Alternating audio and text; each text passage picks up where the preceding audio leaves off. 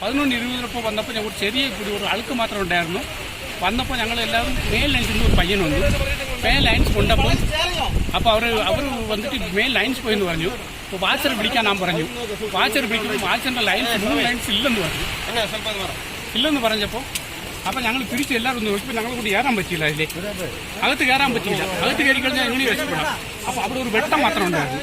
ആ പെണ്ണ് വാച്ചയുടെ മുകളിലോട്ട് മാത്രം അവിടെ ടയർക്ക് ചാർജ് അടിച്ച് കാണിച്ചു.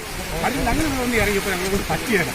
അന്ന് ഞങ്ങൾ തിരിച്ചു പോയിട്ട് എല്ലാവരും ആൾക്കാരെല്ലാം വന്നിട്ടപ്പോൾ ഒന്നും ഞങ്ങൾ കണ്ടു കാണത്തില്ല. വെള്ളം കംപ്ലീറ്റ് വെള്ളമായി. അതിൻ്റെ അപ്പുറം എന്താ ഞങ്ങൾ വാണം എടുത്ത പ്രദേശത്ത് തന്നെ പോയിട്ട് 4 പേരെ പുറ്റുകൊണ്ടുണ്ട്. ഇതെല്ലാം ചവായി പോയി. ഞങ്ങളെ കൊണ്ട് ഒന്നും രക്ഷപ്പെടാനില്ല. ഞങ്ങളെല്ലാം ജീവിക്കാൻ പറ്റിയില്ല. ഇനി ഞങ്ങളുടെ ഇത്രയും മക്കളും പോയി സാറേ. ഞങ്ങളെ കുഞ്ഞെല്ലാം നാട്ടിലുണ്ട്. ഞങ്ങൾ ജീവിക്കാൻ പറ്റിയില്ല. ഇനി ഈ മേഖലയിൽ ഞങ്ങളെ കൊണ്ട് ജീവിക്കാൻ പറ്റില്ല. ഞങ്ങൾ ജീവിച്ചിട്ട് കാര്യമില്ല. ഇവിടെ രക്ഷപ്പെടാൻ ഇനി ഞങ്ങൾ ഇവിടെ ഇരിക്കില്ല. ഇരിക്കുന്നത് നിങ്ങൾ എന്ത് ചെയ്തോ 35 വയസ്സായി. ഇതുപോലെ പൊട്ടൽ ഞാൻ കണ്ടില്ല. ഇത്രയും ജീവൻ പോയത് ഞാൻ കണ്ടില്ല.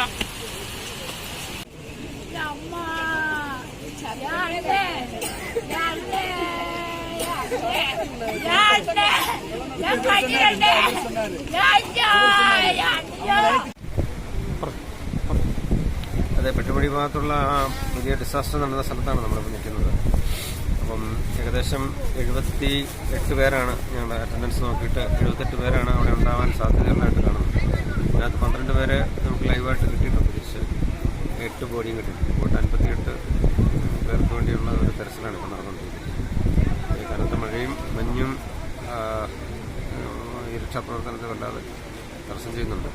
എന്നാലും പോലീസ്, ഫയർഫോഴ്സ്, NDRFന് മെസ്സേജ് കൊടുത്തിട്ടുണ്ട്. കൂടാതെ സന്നദ്ധ പ്രവർത്തകരുടെ ഒരു സംഘം തന്നെ ഇവിടെയുണ്ട്.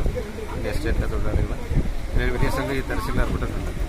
അവരെ വെച്ചിട്ട് പരമാവധി ഇന്ന് തന്നെ maximum number of bodies recover ചെയ്യാവുന്നതാണ്.